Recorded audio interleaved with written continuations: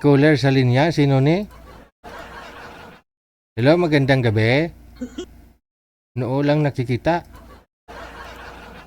Ay, pamilyar yung mukha. Do si Anita man eh.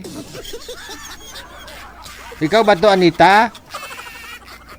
Hindi ko po mahawak ang camera, Sir DJ. Ah, i-open yung hindi mo mabuksan yung camera? Hindi po, Sir DJ. Sa Ah, settings, not now, settings po. ako nakita mo. Hindi. Hindi din po. Ayun lang. Ikaw si Anita? Yes po, Sir DJ. Para nag-iba na anyo mo. Anong mailingkod ko sa'yo? Nakita ko gabi-gabi nagpapaline up ka. Gusto mo na naman makahanap ng mga papangasawa? Sir DJ, hindi ko po kayo makita. Hindi din po makita yan. Wala po, hindi po ma-open camera ko, Sir DJ. Nakita ka ho namin. Bibig mo nga lang nakita eh. Oo, nakita ka po namin eh. Kita ka kaya? Nasahigaan ka. Po? Nasahigaan ka, nakahiga. Kita ka po namin. Bukas po kayang kamera mo. Kita ko nga may kulangot ilong mo eh.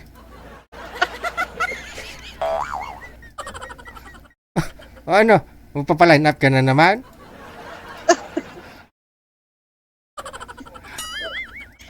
Ay, ba ako? Kita nga ni. Ba't ang camera? Hindi.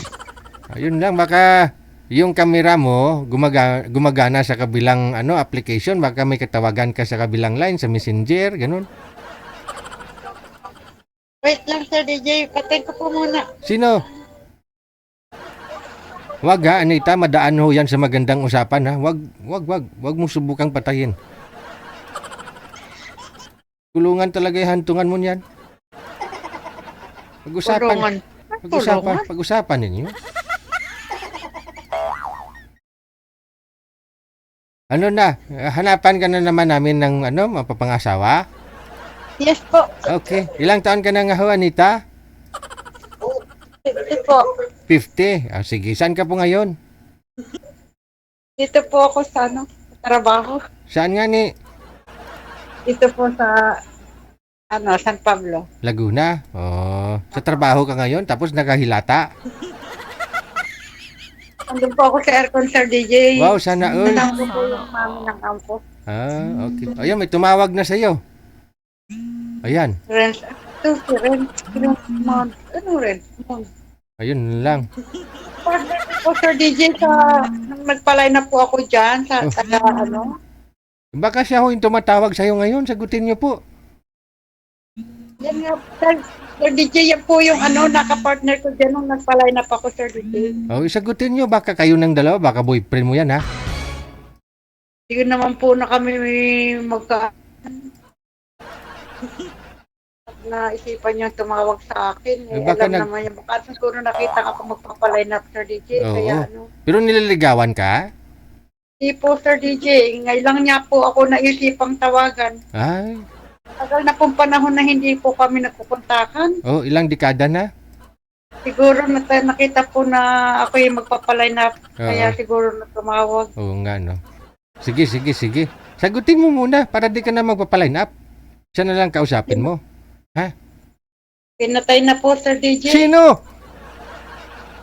Sinong pinatay? Sabi ko, daanin mo yan sa magandang usapan. Ba't humantong pa sa patayan?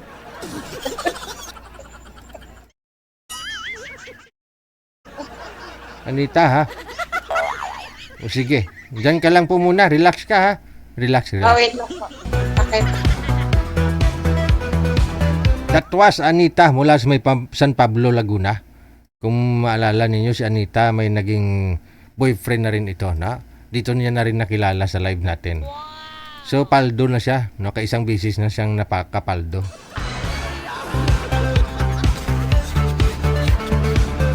Nag-live-in sila noon eh. Nag-live-in sila. Nagsama sila sa isang bahay, isang buwan.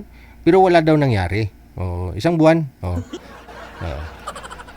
Kasi sumunod siya sa payo ko, sabi ko, kung gusto ho ninyo makilala ang isang tao, yung isang lalaki, magsama muna kayo sa isang bubong. Ayun.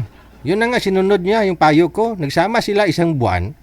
no? Nagsama lang sa isang bubong, no? Pero walang nangyari.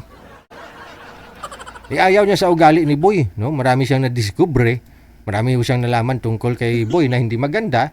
So umalis siya, no? Hindi pumasa.